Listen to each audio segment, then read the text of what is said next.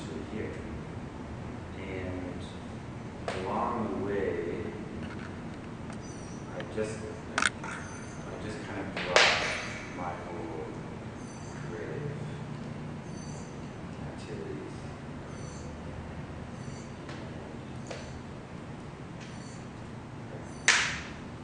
I originally thought, well, I mean, this is it, this is everything. So I'm just gonna go meditate, be a yogi, and live in a cabin in the woods, or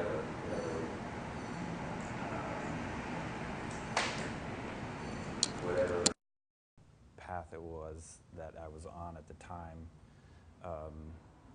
Some of it was moving out to the desert, and then moving to different cities and finding different teachers, and I noticed after a few years that something was missing in my life, even though I was like doing everything possible that I could do to become a spiritual practitioner and to, follow all the rules and the vows and just try to be a better person and be a happier person. And it wasn't all there for me. So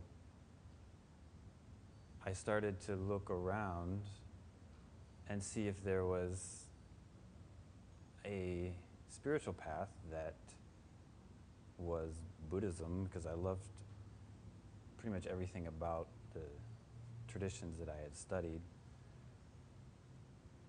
that involved the creative process, because that's what I've always been, is like just a creative sort of person. And then I found these teachings.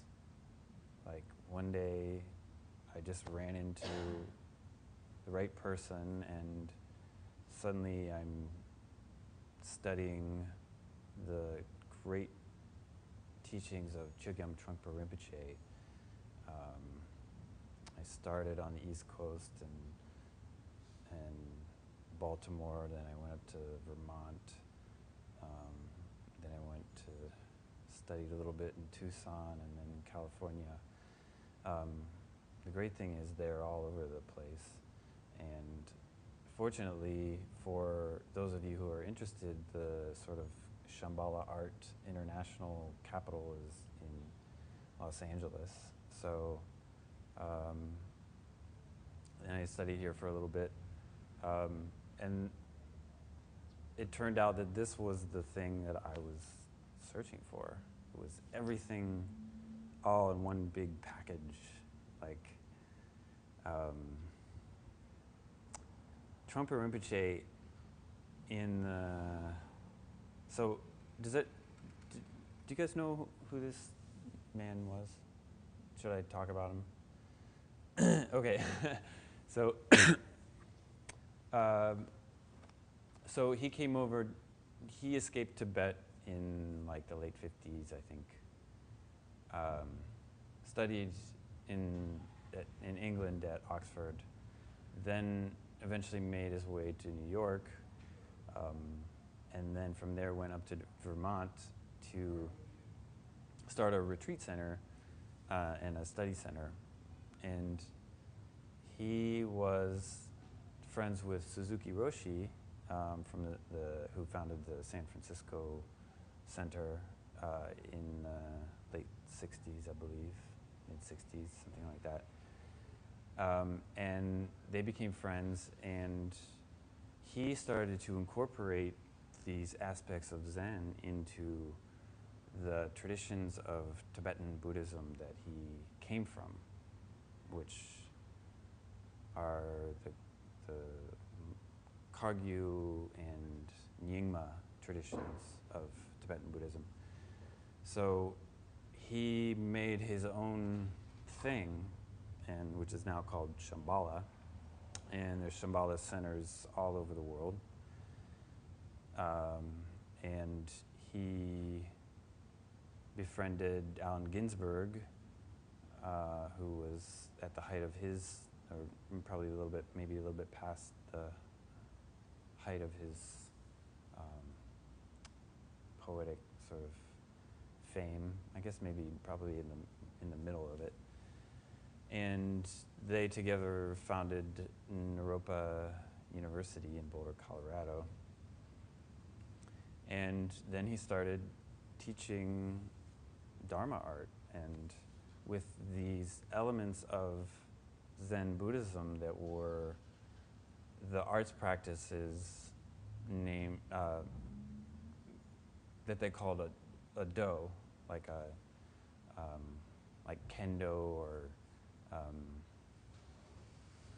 judo or shodo, which is the way of the brush. And so the arts, along with the sort of martial arts, were all a part of the, I guess you could say, they were the spiritual path. So this idea of spirituality and creativity as separate things weren't really there like they're in the Western world now. So as a Shodo practitioner, you did sitting meditation all day, and then you practice your calligraphy as a meditation. And I studied a little bit with a group from Hawaii and also in LA that still does that today, and I think it's the only Zen group in America that actually does that now. So, but it does still exist. And so this idea of the artist as a spiritual practitioner was not uncommon in the Eastern religions. So anyway, I found this, and it was like it was the whole ball of wax, and it turned my point of view about arts and creativity inside out. And it gave me a whole new worldview to work from, and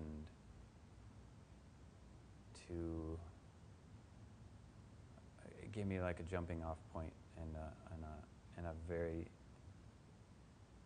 solid foundation to practice my art. Because prior to that, I didn't really know why I was doing it. And I had an urge to do it, but I didn't know really what it was all about. I thought it was about just having shows.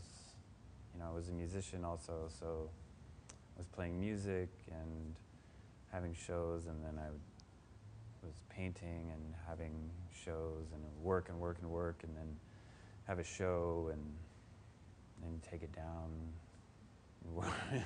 do it again. And it got really old after a while. So this was like amazing to me, and I started studying it, and then I just couldn't stop studying it. It was like really incredible. It just goes deeper and deeper, and I can still read Trungpa Rinpoche's books and be like, oh my God, I never got that before. Like, amazing how far it goes, and it just keeps going. So that's the beautiful thing about it. You can find more and more meaning in it as you study it, and fortunately there are a lot of Trungpa Rinpoche's students still alive and teaching this stuff. So, quite a few of my teachers were directly students of his. So this is, anyway, this is the main sort of content of what we're going to be going over, along with some other traditions and authors and artists' ideas about spirituality and how to incorporate the creative process with this idea of the spiritual path. And so I don't know if you guys like how much you know about Buddhism, but if you don't know, I mean, it's fine if I'll use a few terms here and there, but it's no big deal. It's like we don't have to talk about that too much. But if you're interested, let me know, and I can talk till we're all blue in the face about Buddhism. But so St. Thomas Aquinas said, "The same spirit that hovered over the waters of creation at the beginning of time hovers over the mind of the artist at work."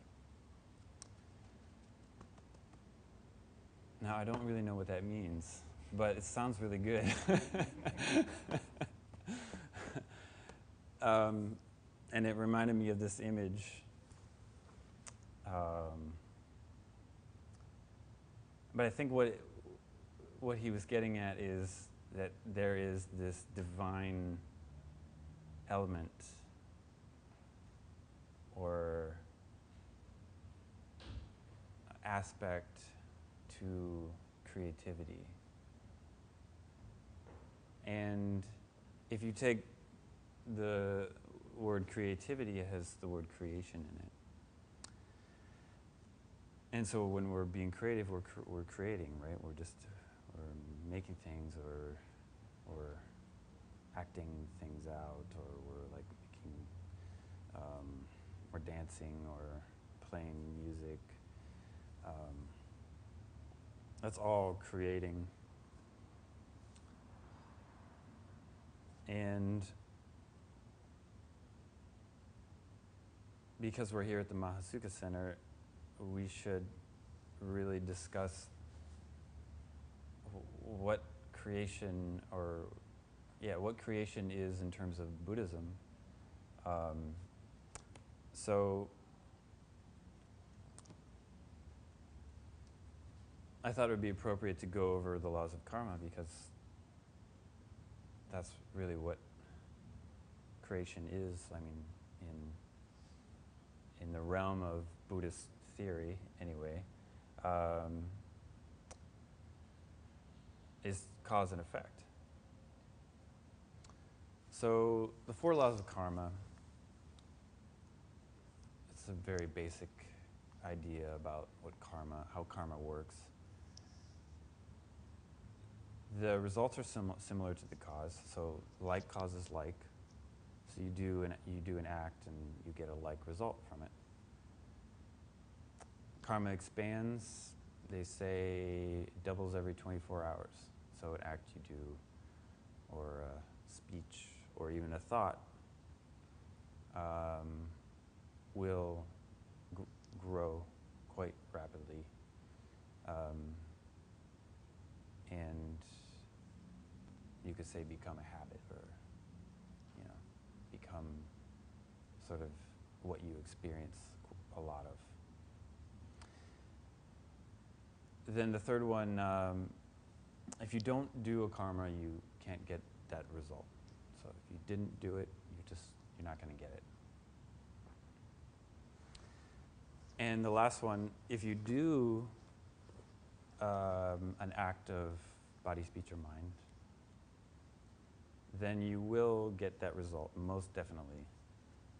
Unless you mitigate that karma with what they call the 4 powers, or you can, there's other ways to do it.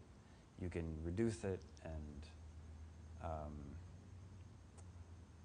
get it to mostly go away, or ripen it a different way, or, you know, but for the most part, it's, you did it and it's gonna come back to you.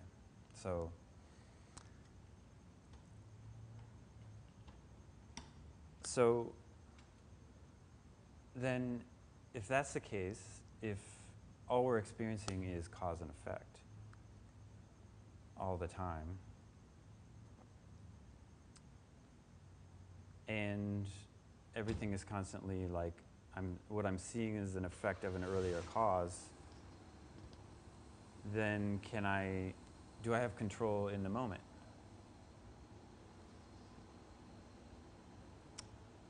And quite frankly, I think so. Because I can like think about picking up this glass of water, and I can want to drink it, and then I can drink it, right? So I just controlled that, right? Now, some people from the Middle Way school of Buddhist theory might argue that that's not quite true. But we're not going to go in deep into theory of Buddhism. One thing I think is really interesting that I recently found is that this idea that the Buddha said, or the Buddha discovered upon awakening, that cause and effect is not a linear process. So if it's not linear, that leaves room for free will, right? So I have a choice. Things I did in the past are coming to fruition now, but also, at the same time, I can do this, right? So it's not just this one line of cause and effect. That's a theory. So, but it's a nice way to think about karma, I think.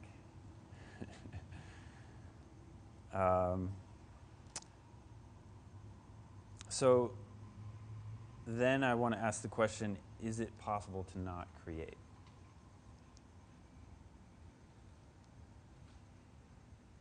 If, as they say in Buddhism, if karma is movement of the mind, is it possible to not create? I would have to say no. It's not possible to not create. Because at least my mind is moving all the time. I don't know about you guys. But it's like constantly going. So unless you are in complete stillness, and I'm not even sure about that, but yeah, I'm not sure. But my guess is that there's no way you cannot create, at least in the condition, in the realm that we're in right now. So, and I think what they say about a full-on Buddha is that a Buddha is also constantly creating. It's constantly like planting seeds and seeing them ripen, but in a lot faster and in a different way than we are here on planet Earth. So then, if that is the case, that means we're all creators, right? So if we're all creators, and we're creating all the time, every single one of us on the planet, what is the difference between a creative person, or an artist, and a non-creative person, or someone who deems themselves not creative or does not do art explicitly. Any ideas?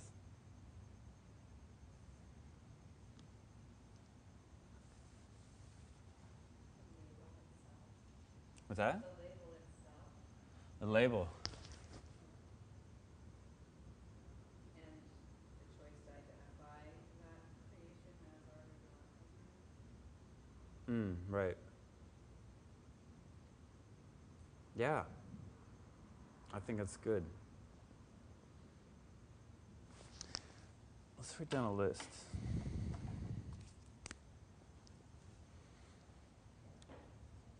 Let's see. Creative. Oh my God, my handwriting's awful. Wow, look at that. Let's see. Creative person.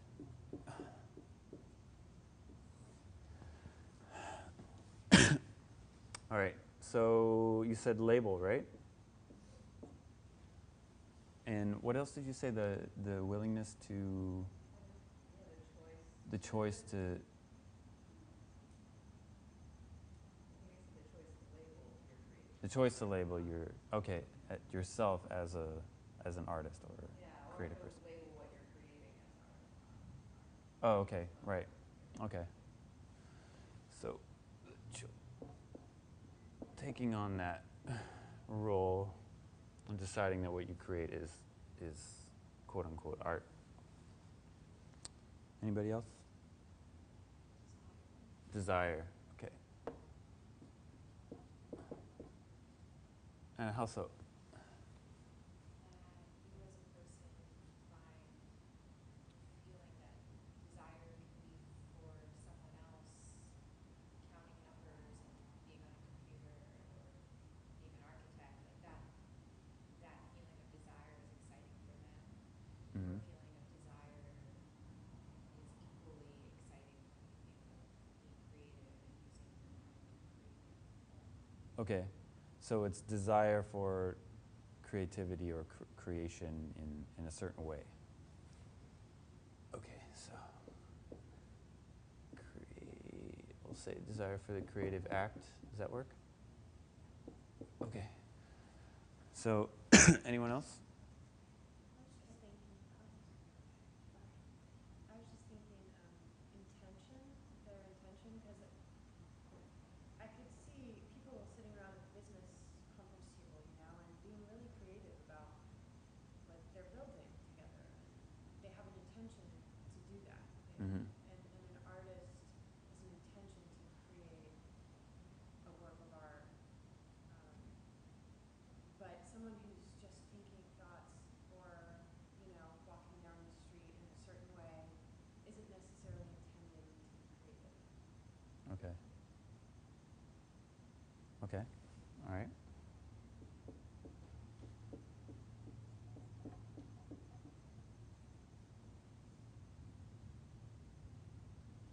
Being creative is about seeing possibility.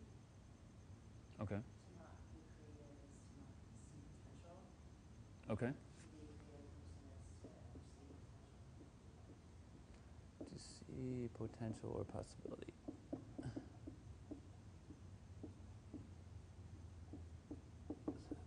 Possibility.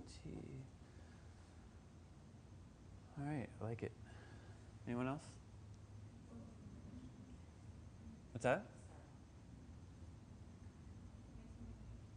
To make something new? Something that didn't exist before? Okay.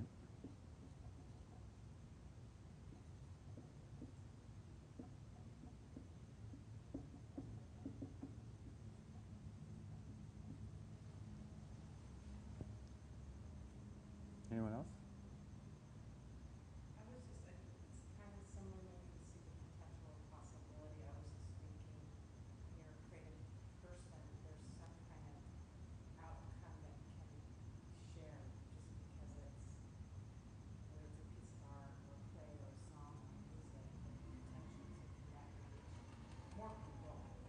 Okay. Some kind of karmic. Okay. energetic- The ability to express, maybe? Yeah. Okay.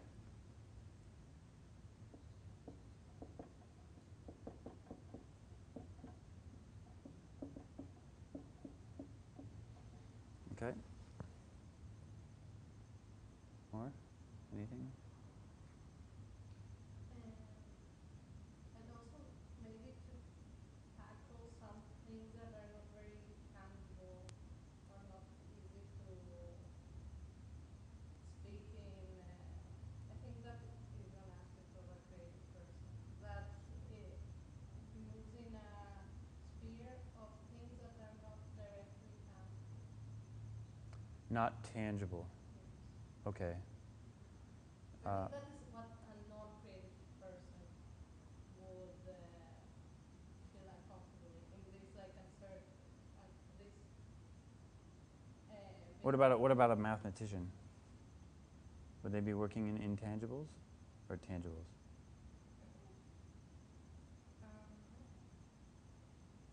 I think it's the moment you use like your imagination, just like a creative mathematician, I would say not intangible. Okay. Intangible. Okay.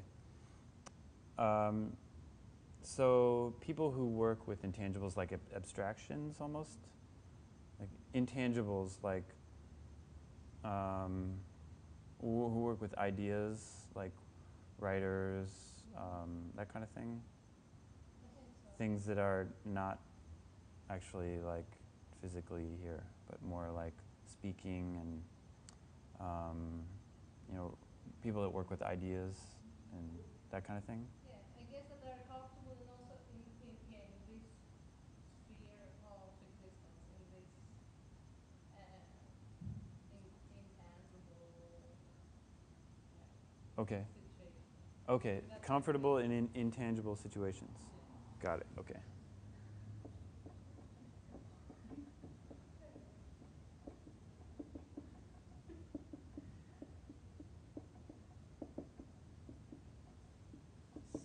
Situations. All right.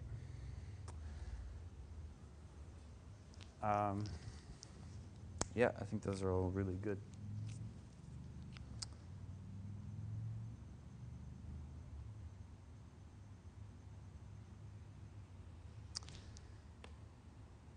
I would also say play, the ability to play.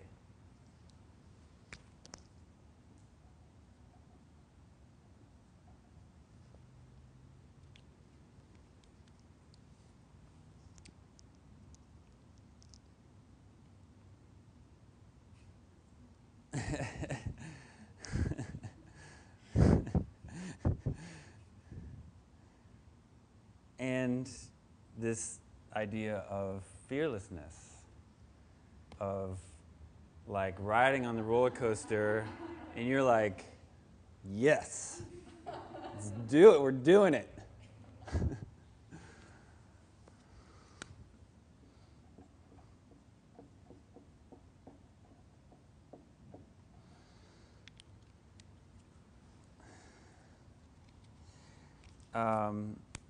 Fearlessness is like, to me, is like, we're just going to paint outside the lines. I don't care what you guys think, you know. I'm just going to do this because I'm moved to do it. And then you just do it and don't look back. That's, you're just going on the ride with your arms up.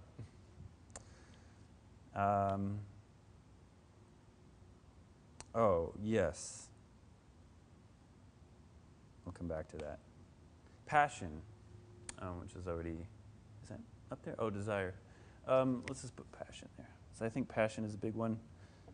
I really think that you have to be passionate about something to be doing creative act with it, whatever medium that you're working with. They say that artistic talent has a lot to do with passion.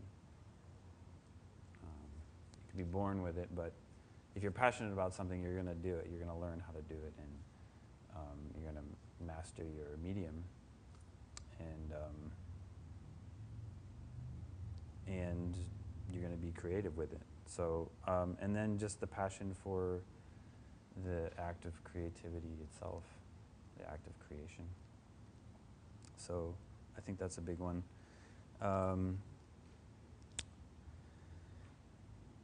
Inquisitiveness is another one, I think.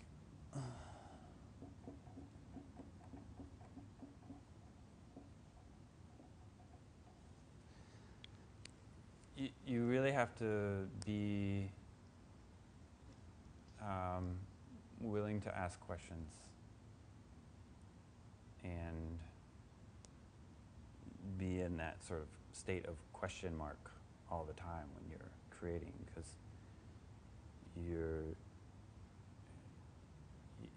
you're letting something in. So there's an in and an out process going on, and you're letting something flow through you, so you have to be aware and alert and want to know or want to experience what you're, what's next. And yeah, so I think it's really important. And along with that, imagination. Having a powerful imagination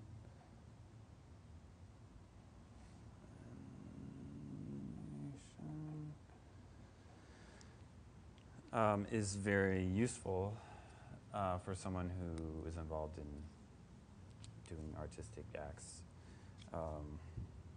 So I think that's really very important. And this idea of also being a pioneer, which goes along with the whole fearless thing. And being a pioneer, I think, that's what an artist really is in my mind, is they're pioneering the way for humanity. They are the pioneers of humanity. So they have to be willing to be a pioneer, to be open-minded and just go in that direction that they're called to go in and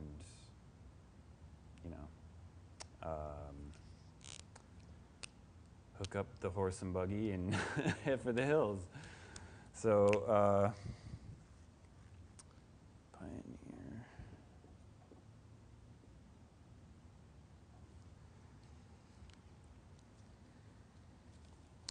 So all of these things, I think, are the difference between people who are creative and quote-unquote creative and people that are actually doing that. And of course, I also agree with the label. If you label yourself that, then you're probably doing that. So you have a reason to label yourself that, and there are people that I know of that they were living like totally normal, whatever lives, and then halfway through their life they just decided to paint. So it seems like, if not all of us, then quite a few of us have this in us somewhere, and then at some point it just comes out. If not at birth, then at some point in our lives it can happen. So but one of the very essential qualities of art and the artistic process is that it does not allow us to rest in our subconscious world of gossip. And it evokes a fresh, immediate experience. So I think like just the essence of this idea of creativity is that is dangerous, especially to our egos. And there are certain spiritual paths that are like that too.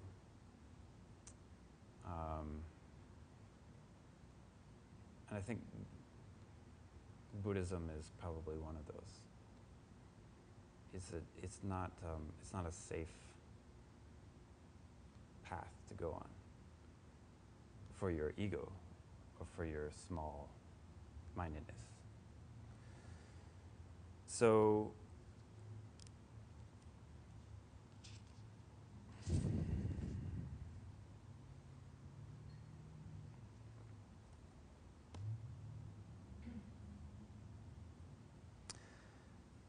I also wanted to talk about Buddhist art. Doesn't that look like Buddhist art?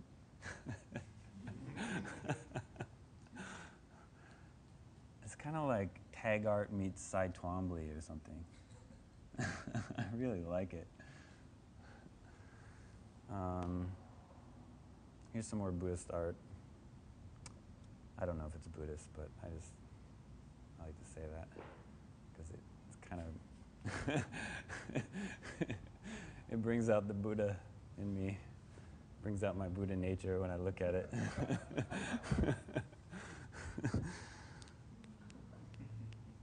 Yeah. So yeah, Mark Rothko is kind of one of the great icons of mid-20th century modernism for me. And, yeah, so last time I was in LA, I was downtown at the Modern Art Museum. Yeah, and I walked into that room. Have you guys been in that room with all the Rothkos? Yeah, it just makes me want to cry. It's like unbelievable.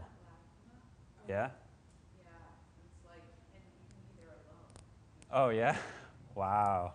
I don't think I went to that. It's a whole room full of them, or is it like a couple of them, or? At LACMA, there's like 3 rooms. Oh yeah. At Mocha in the permanent collection, they have room one, big one, and then it's like some Pollock and other things. But there's that one room at LACMA that's astonishing. Wow. Wow. I love it. I have to check that out. Yeah, and the great thing about Mark Rothko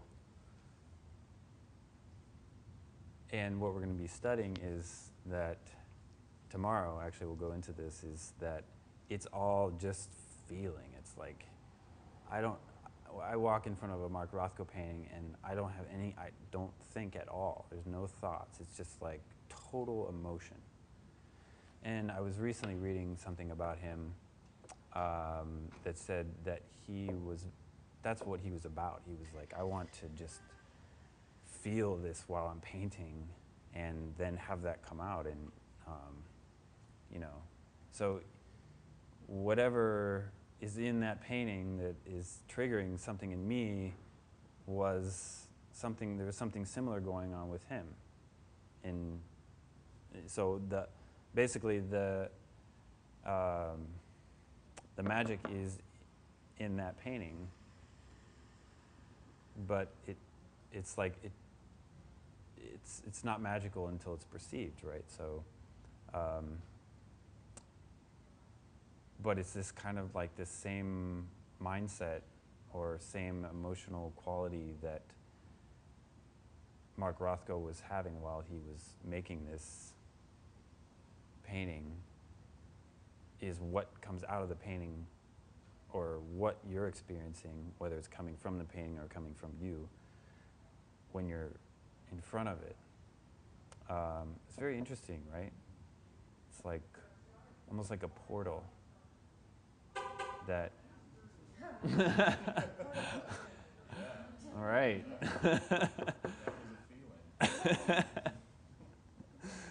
So, all right, get some extra light in here. That's good.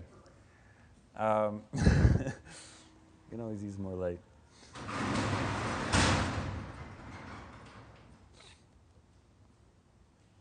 I don't know why that slide is there, but I kind of like it there.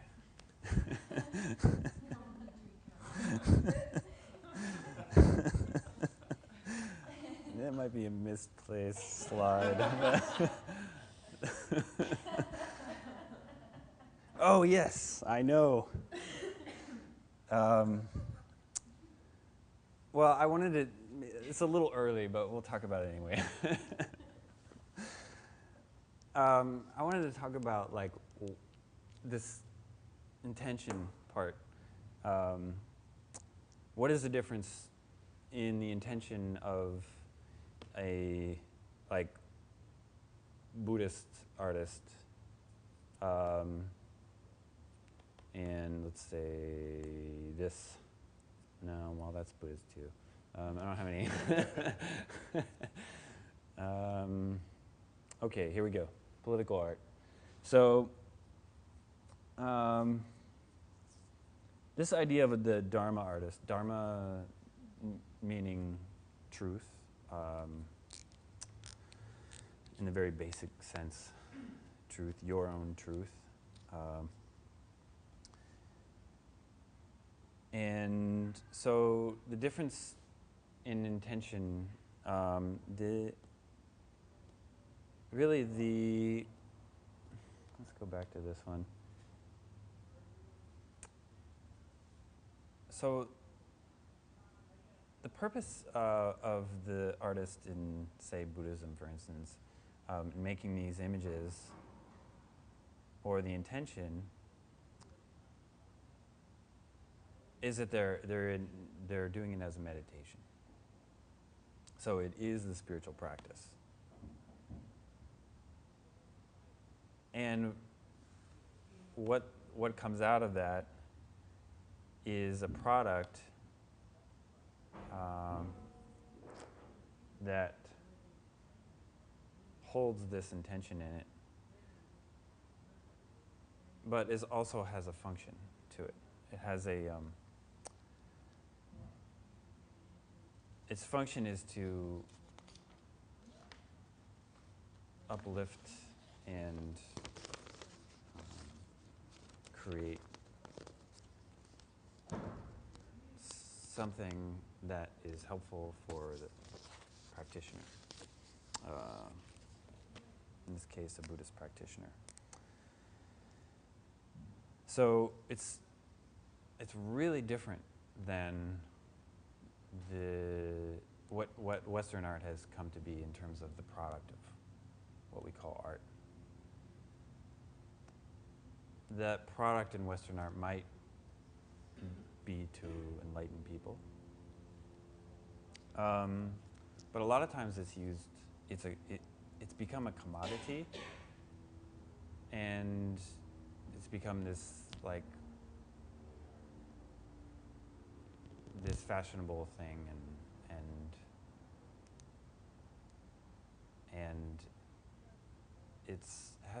has a lot to do with people buying art.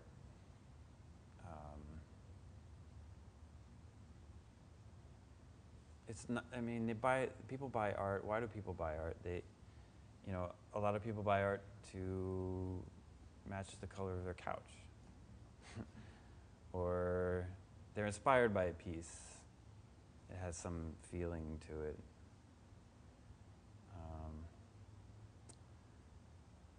And then there's this whole world built around the commodification of art and the fashion of art, the hipness and chicness of art, which has really nothing to do with the function of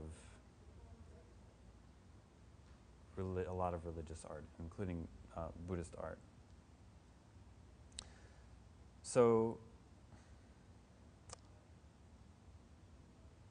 So in theory, the spiritually minded person, maybe they're Buddhist or not, wouldn't be, when they're creating this, wouldn't be agonizing over this. Wouldn't be agonizing over the process or a canvas or a script or a performance. And working up to this goal the night of the show, and then it's over, just like that. That's not what they do in this spiritual art, in these traditions of spiritual art. It's not to attain some goal. It's the path is the goal. So when this was being created, the goal was to be in the creation of it, and that's it. And then there's just moving on to the next one. So the process in art is the goal, not the product.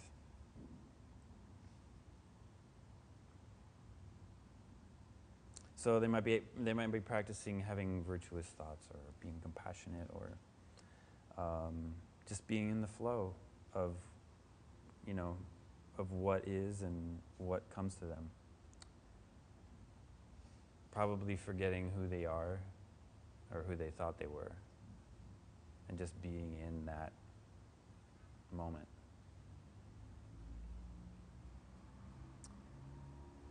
And then that is depicted in that product. So when we look at Buddhist art, you really can tell that there's a sense to this that there's something really extraordinary going on here.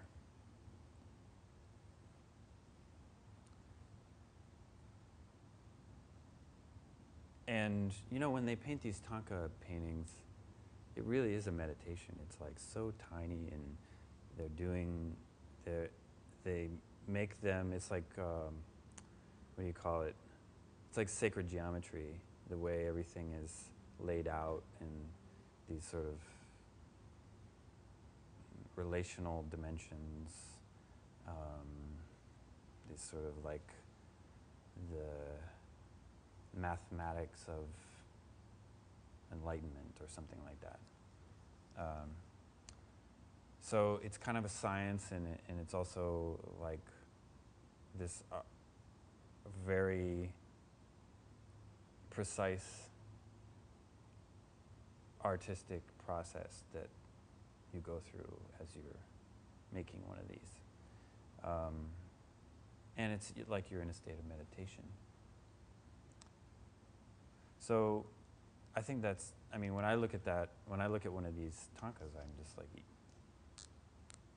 yeah, Brian has a Tanka in his house. It's like extraordinary. It's just blows me away. I'm like, this is it, man. This is, whoever made this is like really got it going on. So who really knows what the average artist is thinking about as they create, or what their intention is? If there is such a thing as an average person.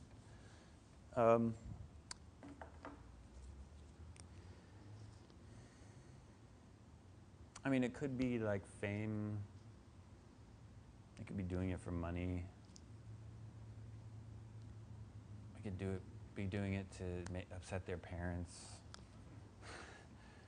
or to like get it, impress a lover. There's a lot of different intentions that could be going on in their artistic process, that have nothing to do with what this image is about. So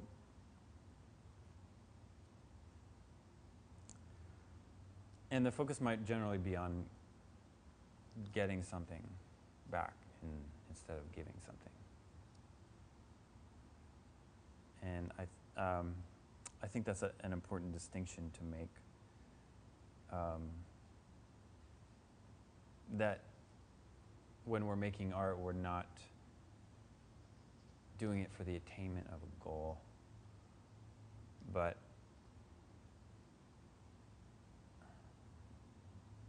that we're doing an exploration of what is already here, which is the now, the moment we're in, and exploring that. And that's why Dharma art is so much more fun than any other kind of art or creative thing. It's so fun. Like, before I got into this, I had no idea, really. Like, I was just like, I would get into like the painting and sort of forget myself, but then there was always this like, like the next day you wake up and you're like, what was I thinking? And then you're like, oh no, I can't show this. The show's coming up, and you're like, what do I do? And this is this sort of laborious kind of process of trying to get it right. But there's really no trying to get it right in the Dharma art process, because it's always right. It's your state of mind that is right when you're doing it. So there really is nothing else than that, which is a relief. It's a big relief.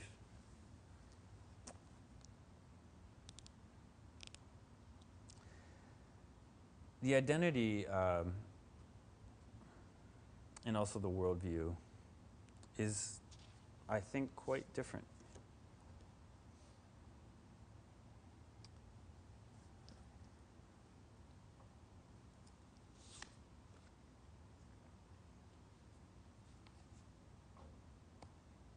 Let's see where we're at. Oh, that's a nice one.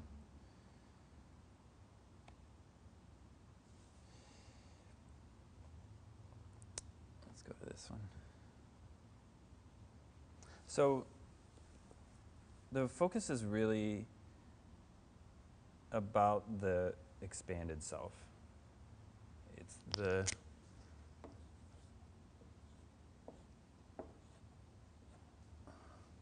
big S self,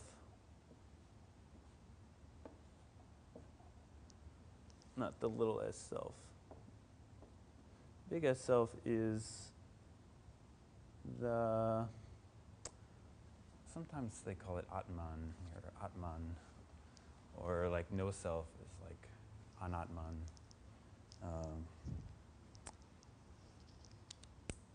But we're going to call it Buddha nature.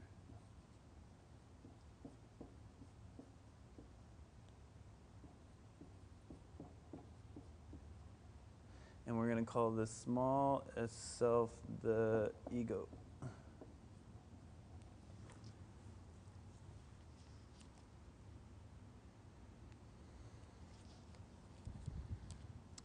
So there's this idea of in yourself, right? Who are you? Who is yourself? And so let's define our terms. What does self mean? Are we the person we think we are? Are we the concept of what we think we are? Like, I am an artist. Am I that artist? Am I Douglas? Or am I something much greater than that? So the big S self is the greater self. It's what you really are. It's your ultimate self, your ultimate nature, your Buddha nature, which a lot of the time is being covered up by the small s self, the ego. So the small s self, generally speaking, might create something called political art.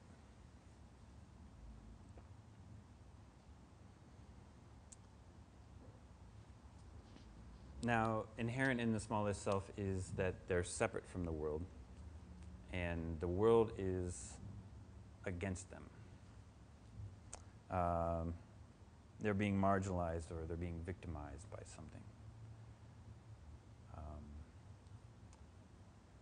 So, like, for instance, a lot of the artwork that came out of Occupy Wall Street recently, I think this may have come out of that.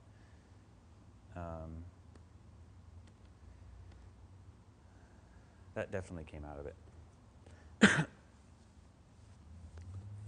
So this is the whole paradigm here is that it's me versus the world, or the little people versus the big people. The world is dangerous to them, and why is that the case?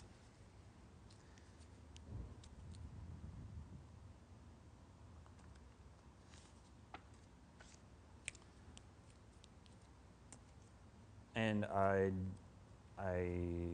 just one sort of idea about that is their identity is their body or their mind. So they're identifying with this thing and the thoughts that go on up here. So that's what comes out of that, is this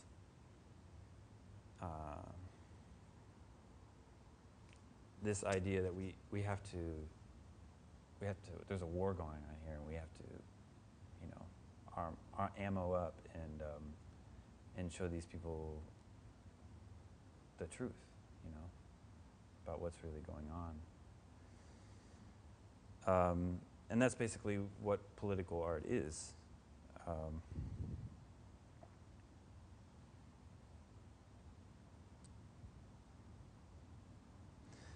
So this idea of the warrior, the spiritual warrior as artist, is quite different from that.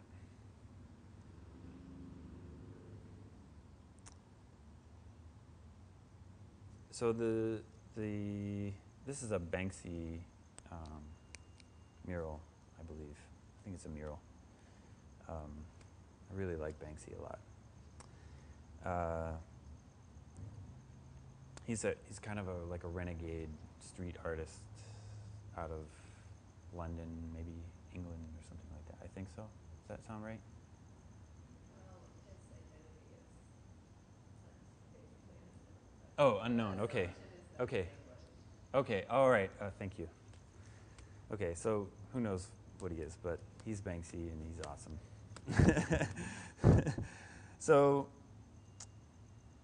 So the Dharma artist, or the spiritual warrior as artist, in this case painter,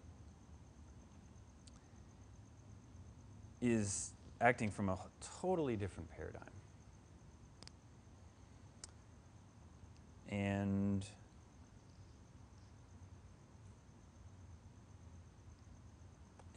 it's basically the struggle is against your mind, your own mind. What is going on in your own programming, your subconscious thought patterns. And because you realize where your world is coming from. Now that, of course, assumes a lot of things, and we're not going to get into worldview, but Buddhist worldview, which is very different from the sort of status quo Western worldview. But the idea is that it's you that needs to change, and the world is coming from you. And it's your own negative habits and unconscious programming that is the enemy.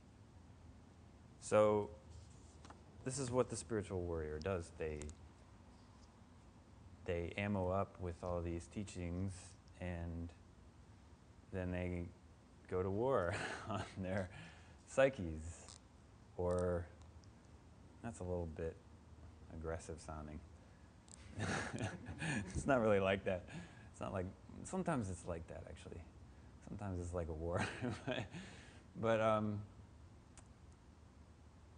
it really is about just changing yourself and having the courage to change your own karma, as we sometimes call it.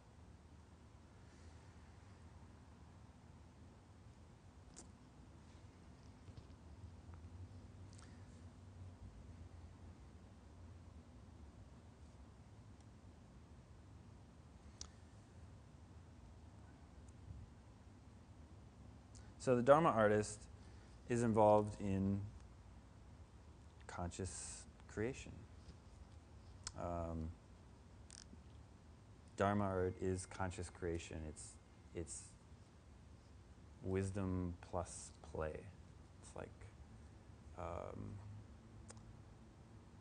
seeing things as they are and not how we want them to be.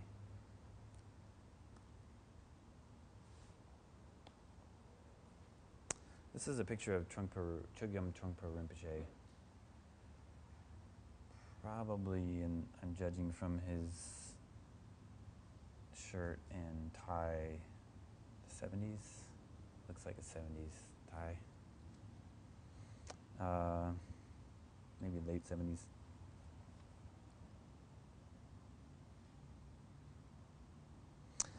Trungpa Rinpoche said, true art, or Dharma art, is the activity of non-aggression. And that the purpose of Dharma art, or true or genuine art, is to try to overcome aggression. So, that's really interesting.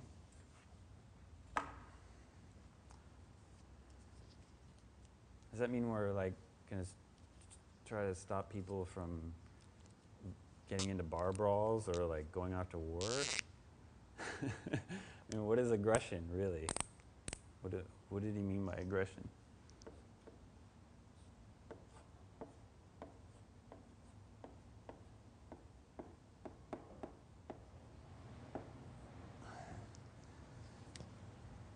Anyone have any thoughts on that? About what aggression is?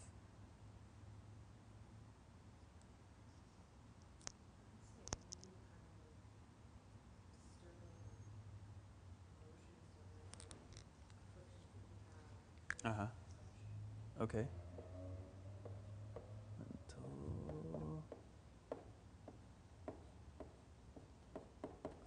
afflictions. Okay, let's stop there. Anything else? That idea, anytime there's force, something forcing, when you were talking about making art, how it was a relief, doing the Dharma art practice was a relief. I think in art making it feels aggressive when you're trying to control or force something for a goal. Okay. Yeah.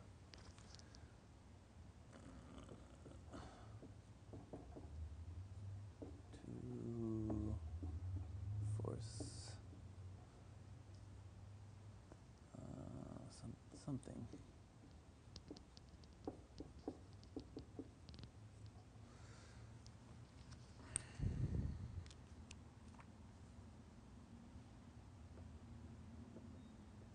Anything else? Stress? Okay.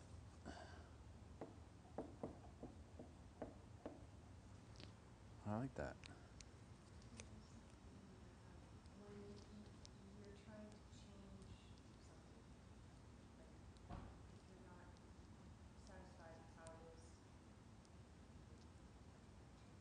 Right, right. That's a good one. Not satisfied.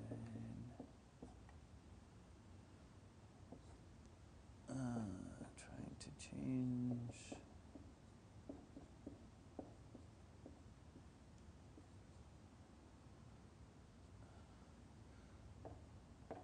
What you don't want. Does that sound good? Okay.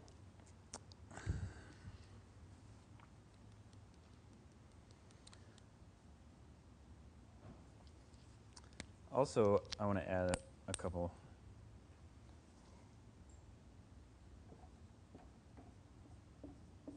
Should, could, would.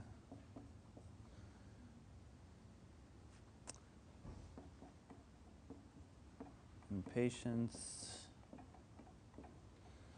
blame,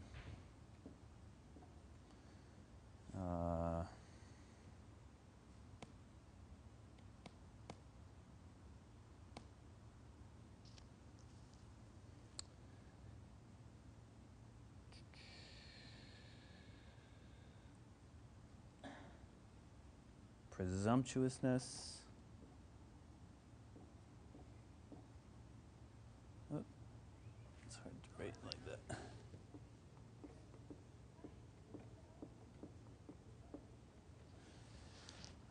The list kind of goes on and on. But there's a few. So, roboclaws.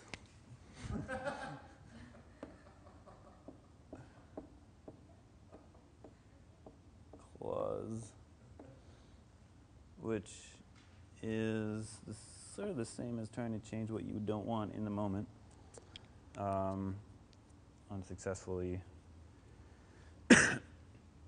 Has anyone ever gotten anything out of one of these machines? Really? Really, like 90% of the time. Wow, I want to know the secret. She's really good at it. I really want to know the secret to that. I had never seen anyone or personally gotten anything out of one of those machines. Once we get one, So sad, when huh? he once got one, and then he got all of them out. What? Say that again? He got the first one out, and then he took all of them out. Like, No way. Wow. we're in a wrong boat.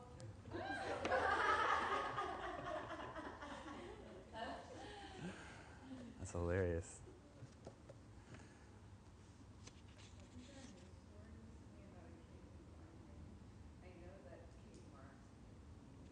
A kid who climbed in? But a kid somehow got inside. Oh, really? I heard that. But it stuck out because some of us know this woman who made a movie about a kid doing that, and then it happened. Oh, funny. I didn't hear about that. I know.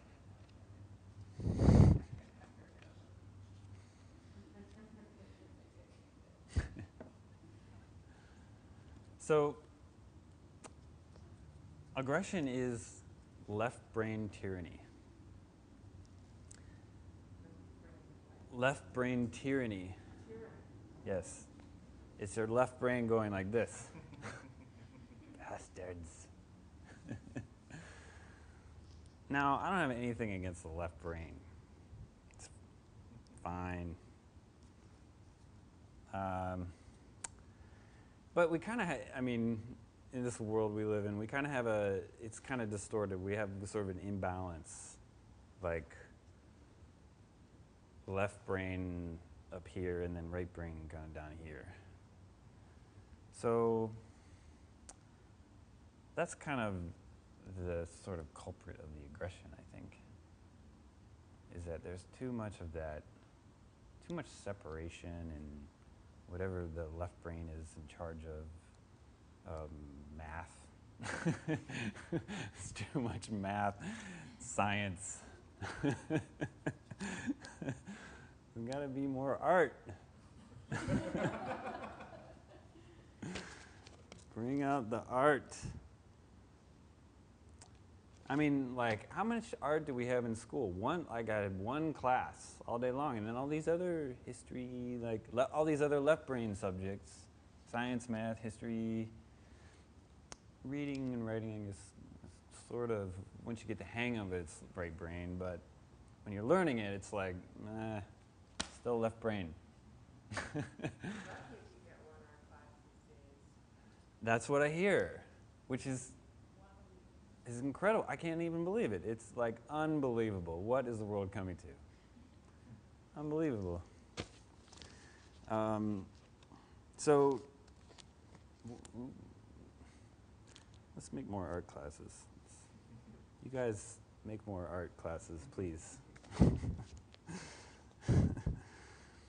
I also think aggression is an unwillingness to see the truth about ourselves and our world. And it's tied to fear of the truth and fear of the unknown.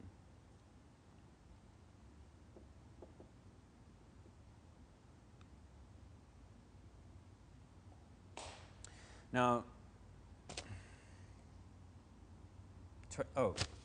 and it's trying to figure things out instead of just explore what's there.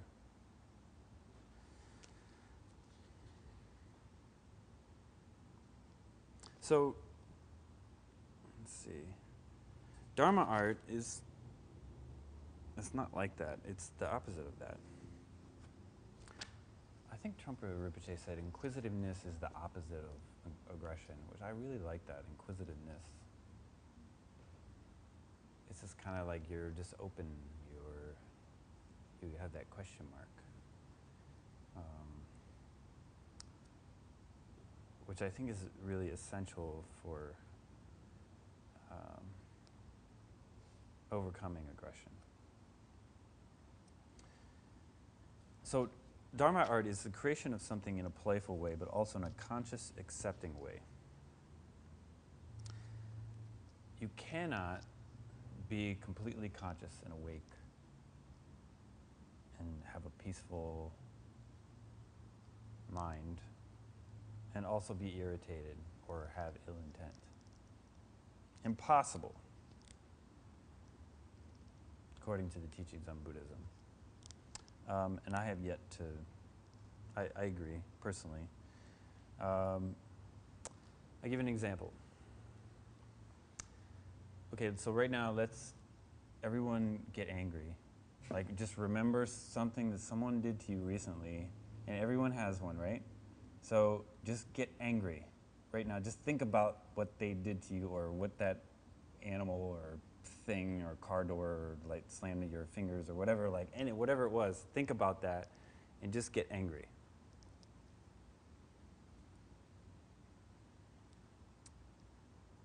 Okay, everyone angry right now? Okay, you guys look pretty angry. Don't throw anything. So now hold your breath.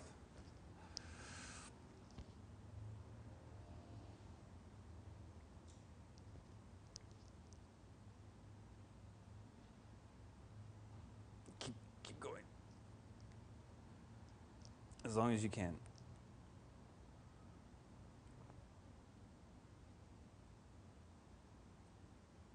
Okay. So what happened? Anything happen? Sure, it almost felt like something, right away when I started holding my breath, it was like something wanted to come out. Oh, okay, cool. Interesting. It just came out, like. Well, no, it wanted to. So there was Oh, it wanted to. Yeah, pressure. But was there any anger left? Yeah, I was trying to be angry. Oh, you're trying to be angry as you were holding your breath. Oh, okay. Okay, that's a minor detail. Don't try to be angry when holding breath. Okay, next time. Sorry about that. Anyone else? Anyone was not trying to be angry while they were holding their breath? So should we do it again where we're not trying to be angry? Yeah, I mean, I guess I was kind of stuck on the anger. Holding my breath made me feel stuck. I mean, on the other hand, I was focusing on something else, so there was this, like, release of the anger. So there's a release of the anger. But Thank you. both existed. Both existed. Okay. Anyone just like, anyone just not, at that point, just their anger just ceased and they were just focusing on their breath? Yeah, Awesome. All right. Cool. Were you the winner? Okay, cool. Awesome. So,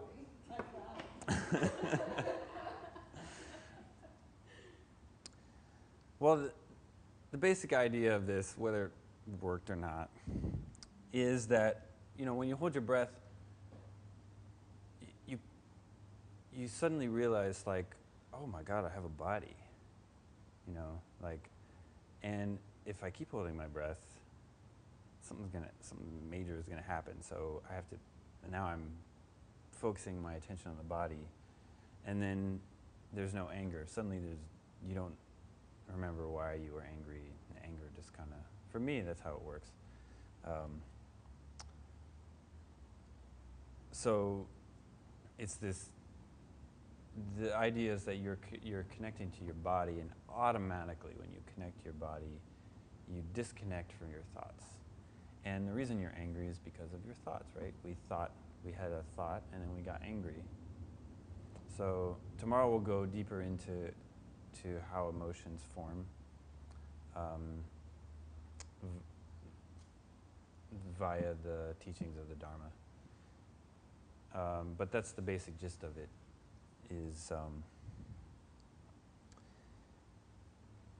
Is that when we're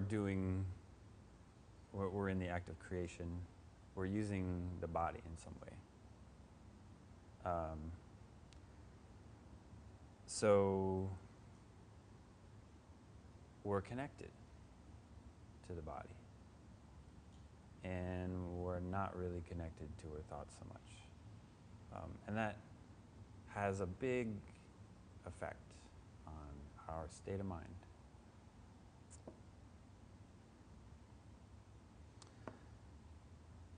So this is really an exciting proposition, that when we're making art, we're not irritated. We don't have anything to be irritated at or angry or. We're just focusing on the medium, which I think almost invariably involves the body, using the body and paying attention.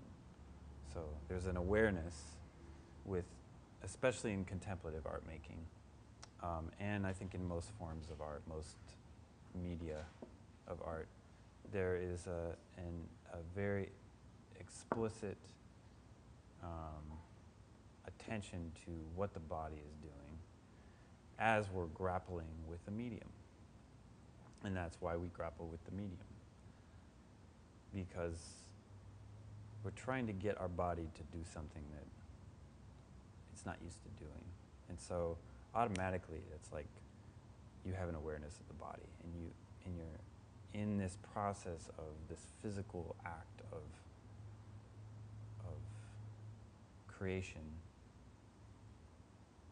and using a medium of some kind. There's this awareness that develops. And that's a meditation. That is meditation. So meditation, sometimes we think in Buddhism, meditation is just like sitting, like we just sit. But then there's walking meditation, a lot of traditions have walking meditation. And this is art meditation. It's really no different. But Trungpa Rinpoche was very adamant about this idea of you have to have a sitting practice to be creating genuine art, because you have to have a foundation of mindfulness. You have to work with your thoughts, which means becoming aware of your thoughts and more and more, and noticing what you're creating, that you're creating all the time. So, and personally, I think that's true. In my own experience, when my meditation practice is up and running and I'm doing it every day, my art practice is like so much better. This creative ability becomes a lot stronger and a lot easier to get into the flow, because you're really already in the flow. When you have a daily practice that is accumulating over a period of time and you keep it going, your mindfulness increases and you become more sensitive, and therefore you are able to perceive better on many different levels. You're able to function better, your mind functions better, your body is more relaxed, you're more at ease, and it's easier to get into the flow that is required by the practice of creativity or art making. So non-aggression, which you could say meditation is a practice of non-aggression also, leads to true perception.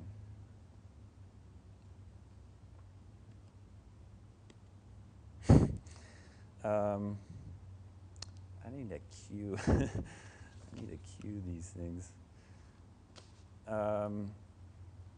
So this idea of perception is very important in Dharma art, or genuine, what Trungpa called genuine art.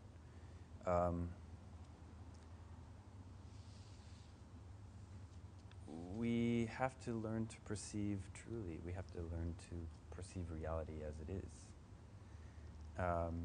And so, how do we know that we're not, when we're not perceiving truly, or perceiving reality as it actually is? How do we know? What is the sign? What do we have to go on? Like,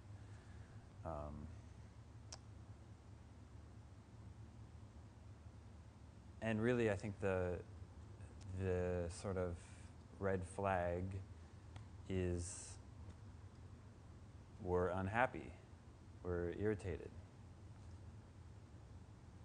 So we're out of balance in some way, and that makes us unhappy. And when we're perceiving truly, what happens?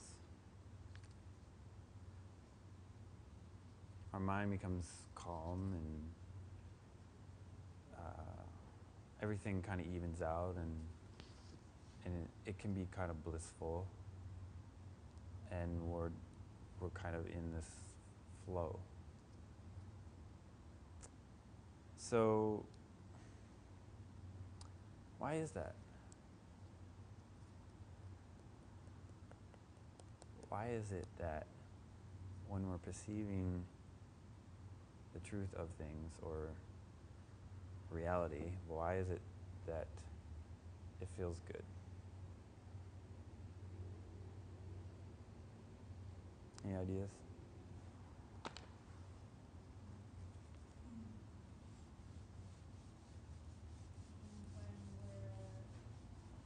When we're unhappy, we're focusing on ourselves, and when we're focusing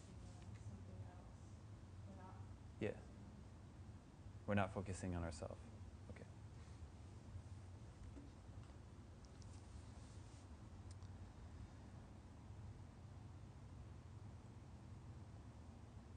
So, what do you mean by self?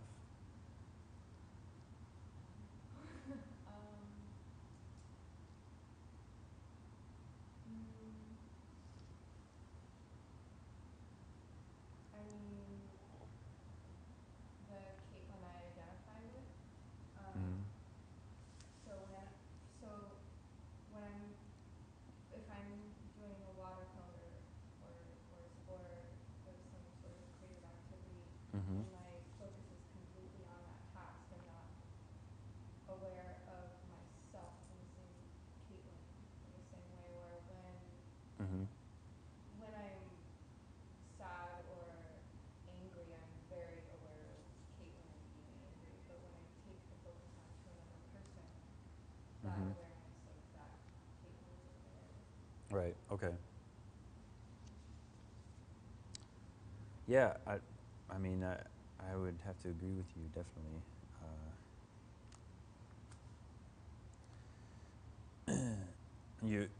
We're going from the little self to the big self, the big S self. And the big S self is divine. It's like really a good place to be.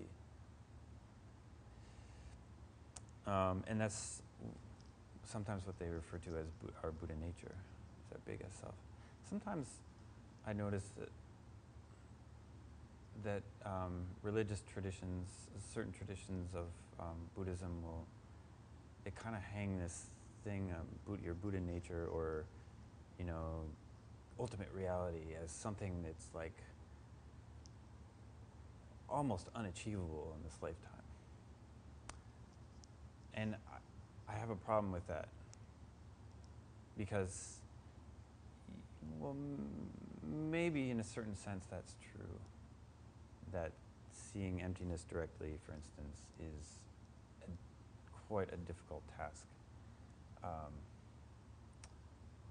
Yet a very worthy task. There's still direct perception going on. So, a Madhyamika school practitioner would probably argue this. They would probably frown upon this, but but that's one conception of what ultimate reality is. And I think that there are levels of ultimate reality. And we are perceiving levels, a certain level of reality, even right now, of course, because we're all here, we're all aware that we're here. And the realities, the level deepens as we practice. So we get deeper and deeper into this reality, the more and more, you could say ultimate or just deep or true, more and more true. And so, where was I going with that? So, yeah, I think it's really important to not, to say, like, when, if you are studying Buddhism, well, we're not experiencing anything true, everything is relative, and we're not really experiencing ultimate reality. But because that's kind of like,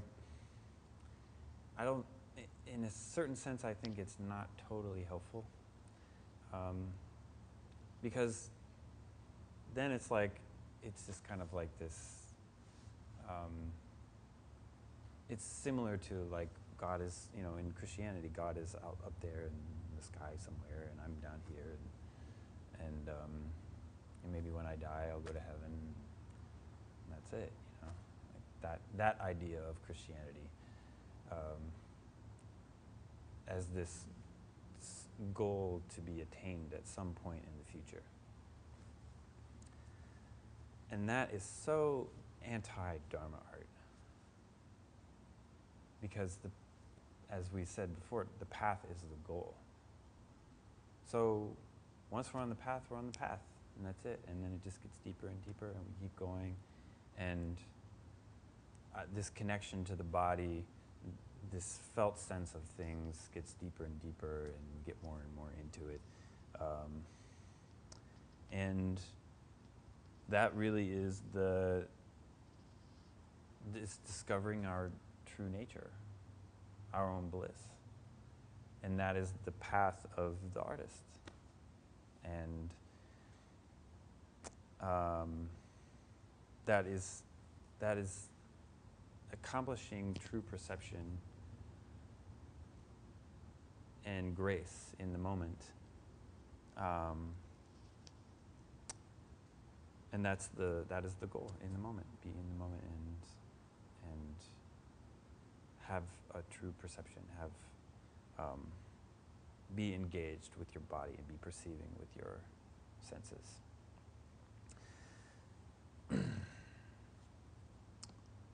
The problem without true or accurate perception, you cannot create anything that reflects what is true. So you're trying to do it backwards. And this was me before I discovered the Dharma, doing my art, basically, is that your vision is blurred. You're trying to figure it out, and you're looking through the lens of your subconscious programming, your thoughts, the chatter that goes on in your mind, in your head.